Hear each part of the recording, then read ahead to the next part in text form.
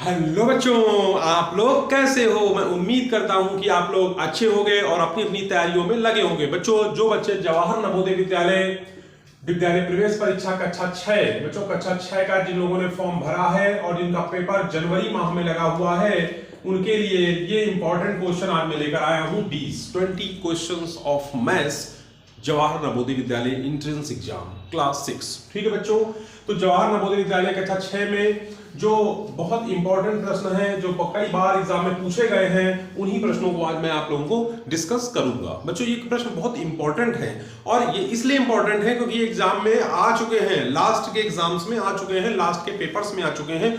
वही क्वेश्चंस मैं लेकर यहां पर आया हूं। बच्चों, वीडियो पूरा देखिएगा, वीडियो स्किप मत करिएगा।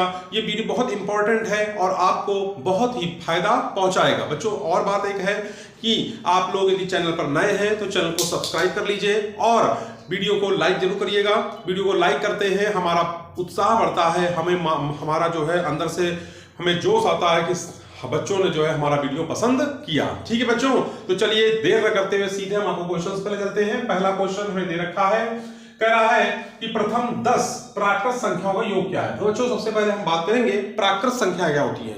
मैंने आपको पीछे जो वीडियो बनाए हैं उनमें बताया भी है कि प्राकृत संख्याएं वो संख्याएं होती हैं जो हमारे नेचुरल संख्याएं, नेचर में जो प्रकृति में पाई जाती हैं। जैसे कि हम स्टार को गिनते हैं, जैसे हम चीजें गिनते हैं, हमने चीजें गिनी की 1 2 3 4 5 6 7 8, या मान लेते हैं हमारे पास बॉल है, 5 बॉल है। तो किसी बच्चे ने पूछा आपके पास कितनी बॉल है, तो मैंने बोला 5 बॉल है।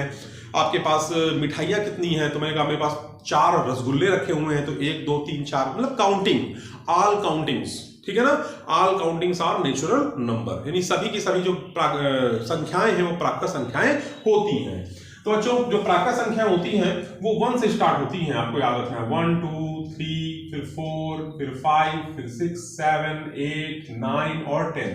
पूछी उसने 10 है, मैंने 10 लिख ली। अब कह रहा है औसत क्या है, तो देखिए ये हमारी प्राकृत संख्याएं हैं, इनको हम प्राकृत संख्याएं बोलते हैं बच्चों।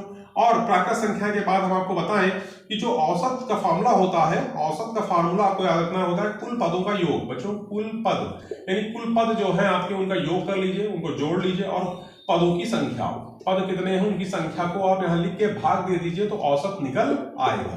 तो देखिए कुल पद जो है हमें ये दे रखे हैं, हम यहां लिख लेंगे 1 + 2 + 3 + 4 + 5 + 6 + 7 + 8 + 9 + 10 है ना बच्चों।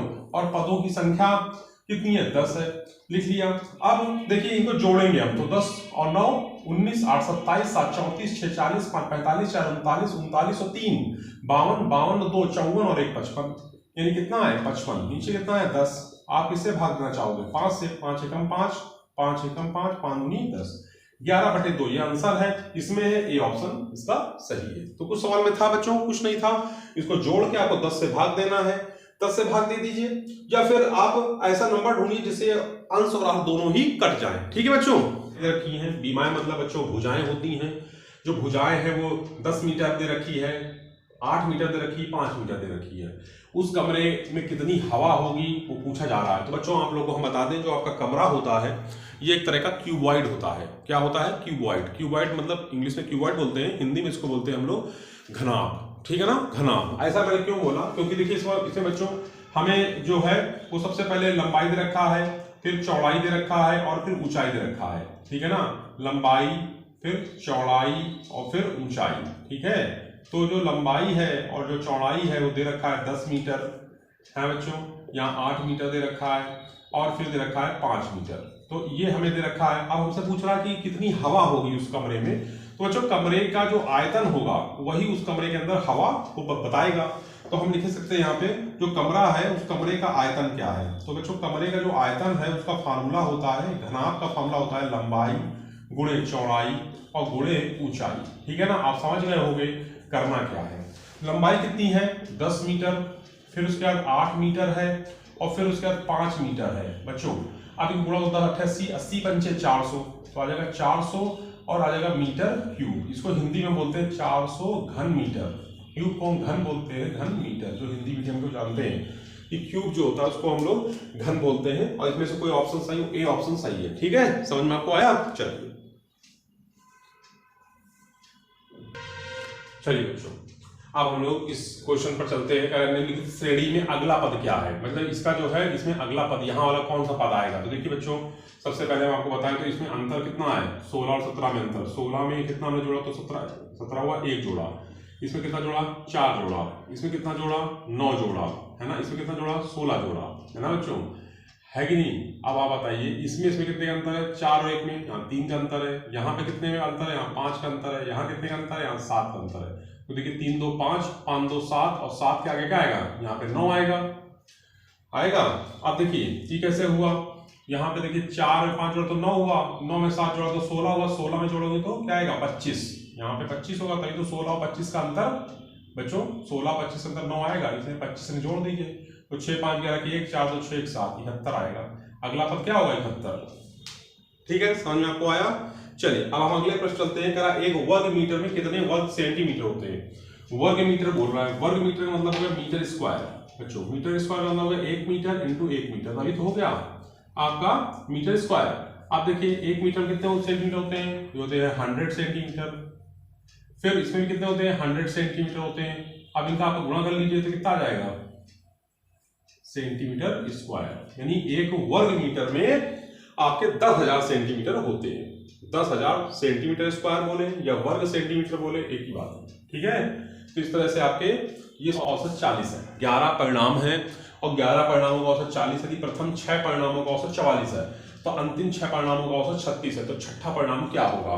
तो बच्चों देखिए सबसे पहले हमको पता है औसत का फॉर्मूला क्या होता है। औसत का जो बच्चों फॉर्मूला होता है हमें उसे याद रखना। औसत फॉर्मूला होता है कुल पदों का योग। बच्चों कुल पद, तो कुल पदों का योग लिख लेंगे और बटे पदों की संख्या, ये तो होता है पदों की संख्या। तो बच्चों कुल पदों का जो योग है वो हमको पता ही नहीं है इसमें कितना है। औसत जरूर पता है, औसत कितना है, औसत 40 है। और परिणाम पता है तो कुल पदों का योग हमको पता चल जाएगा कि कितना होगा। कुल पदों का योग यहाँ से हम निकाल लेंगे। तो यहाँ से कितना है नीचे 11, तो गुणा करो बच्चों तो आ जाएगा 440 आ जाएगा। तो कुल पदों का योग आ जाएगा 440। ठीक है बच्चों, कुल पदों का योग कितना आ गया 440। अब कह रहा है प्रथम 6 परिणाम, तो हम प्रथम 6 परिणामों का औसत निकालेंगे। प्रथम 6 परिणाम का औसत है ना। तो वही क्या होता है कुल पदों का योग। तो कुल पदों का योग हम मान लेते हैं x, और पदों की संख्या कितनी है 6, और कुल पदों प्रथम 6 परिणामों का औसत कितना है 44 है ना। तो यहाँ पे आ जाएगा 6 चौक 24 की 4 हासिल 2 6 24 2 26 ये आ जाएगा x है ना। तो यानी कि प्रथम 6 परिणामों का औसत कितना गया 264। अब अंतिम 6 परिणामों का औसत बोल रहा है, अंतिम 6, तो अंतिम 6 का निकालना है। अंतिम 6 परिणाम का औसत क्या होगा, तो उसको हम लिख देते हैं y, या फिर कहाँ y लिख देते हैं, अंतिम 6 का y। और नीचे कितना है वही 6, और यहाँ पर जो परिणाम अंतिम 6 परिणाम है उनका औसत कितना है 36 है ना। तो यहाँ लिखेंगे 36 छक्का 216 है ना। अब ये जो 216 निकला और 264 निकला, इसको आप जोड़ लीजिए ठीक है, और इससे घटा दीजिए 440 से। तो जोड़ो कितना आ जाएगा 4 6 4 10 की 0, 6 4 10 आ जाएगा, 6 4 10 की 0, और 6 7 1 8 2 4 नहीं आ जाएगा 480, और 480 इसमें घटा दीजिए कितना आ जाएगा 40। यही 40 हमारा आंसर है, यानी डी ऑप्शन इसका सही है। ठीक है, कैसे जोड़ा 6 4 10 की 0 हासिल 1, 6 7 1 8 2 4 480 में आप 440 घटाइए तो आपको छठा परिणाम पता चल जाएगा कि छठा परिणाम हमारा क्या होगा। ठीक है, इस तरह से 40 हमारा आंसर आ गया। ठीक,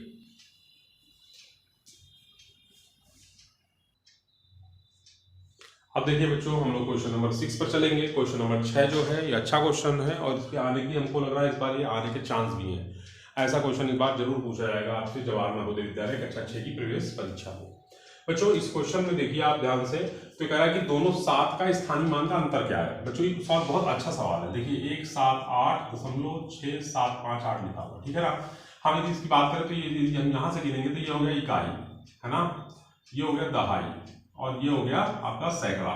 ठीक है, और जो ये हिस्सा हो गया ठीक है ना, ये वाला हिस्सा, इसका जब स्थानीय मान का है 6 का, तो 6 का स्थानीय मान क्या होगा, ये होगा 0.6, और इसका 7 का कहें तो होगा 0.07। ये जो दशमलव है उसके कौन से स्थान पर है, ये इकाई स्थान पे, तो ये हम ये दशांश है, तो ये हमारा सैकड़े में यानी सवांश, ये दशांश है, ये सवांश है ना, ये हजारांश, ये 10,000अंश, ऐसे ऐसे। जैसे दशमलव का मतलब क्या होता है, दशमलव का मतलब हो गया, इसको हटाओ तो जीरो लगाओ तो 1 रुपए का 10वां भाग, 1 रुपए का दशांश हिस्सा, दशांश है ना, 1 रुपए का 10वां भाग, ये कहलाता है दशमलव का मतलब।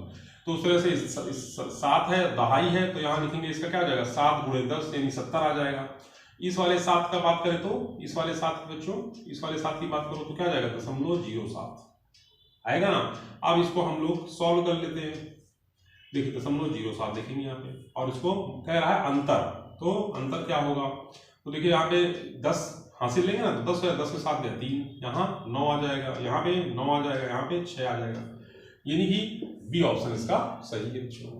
अब क्वेश्चन नंबर 7 देखिए, बहुत अच्छा क्वेश्चन है, आसान है बहुत। ठीक, कैसे हम लोग इस सवाल को कैसे करेंगे, एक तरीका होता है बॉड मास, उसका लगाएंगे, अप्लाई करेंगे, तो ब्रैकेट ऑफ डिवीजन, डिवीजन में भाग करेंगे सबसे पहले, तो 3 का भाग 6 में 2, तो 2 आ जाएगा, ये आ जाएगा 9 - 2 गुणे में 2 + 1, ये तो आ जाएगा। फिर डिवीजन का मल्टीप्लिकेशन आता है, 2 दूनी 4 और + 1 9 - 4, तो 9।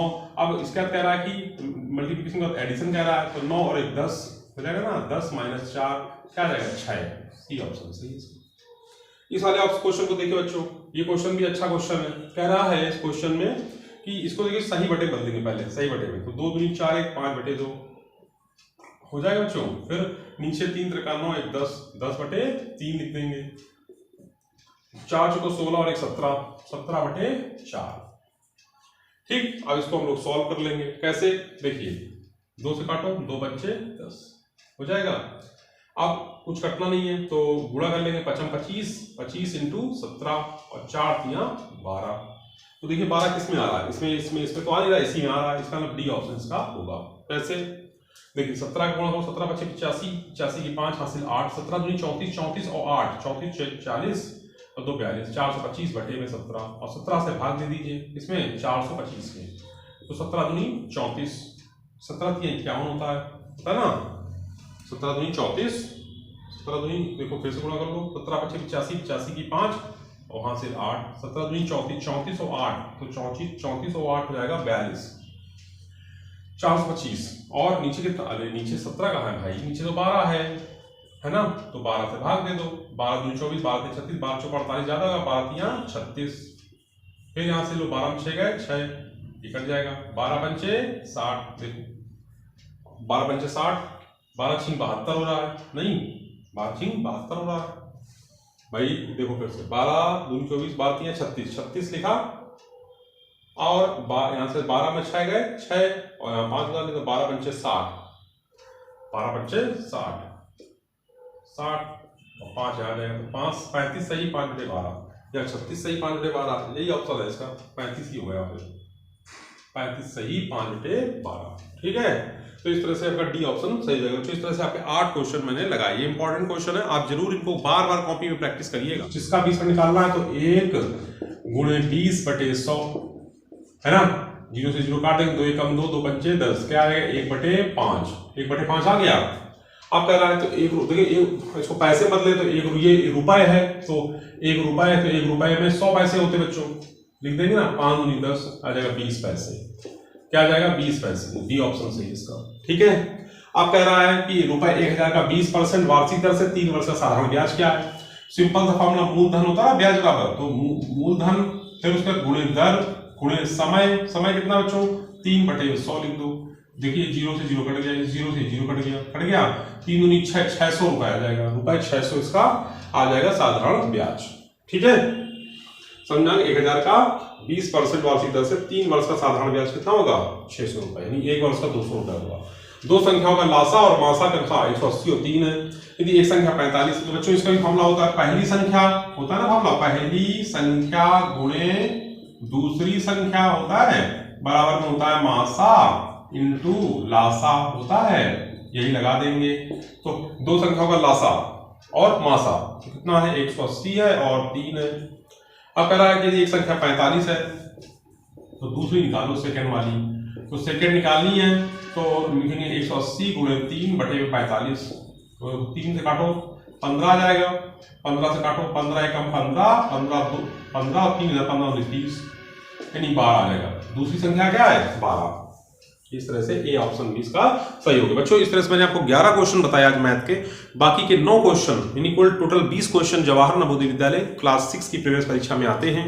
इनमें से आपको मैंने 11 क्वेश्चन बता दिए, बाकी 9 क्वेश्चन मैं आपको आगे यानी कल जो मैथ का मैं क्वेश्चन बताऊंगा इंपॉर्टेंट, उनमें से इसको शामिल करूंगा। ठीक है बच्चों, वीडियो पूरा देखिएगा और चैनल को सब्सक्राइब कर लीजिएगा। आज देखते हैं। जय हिंद, जय भारत।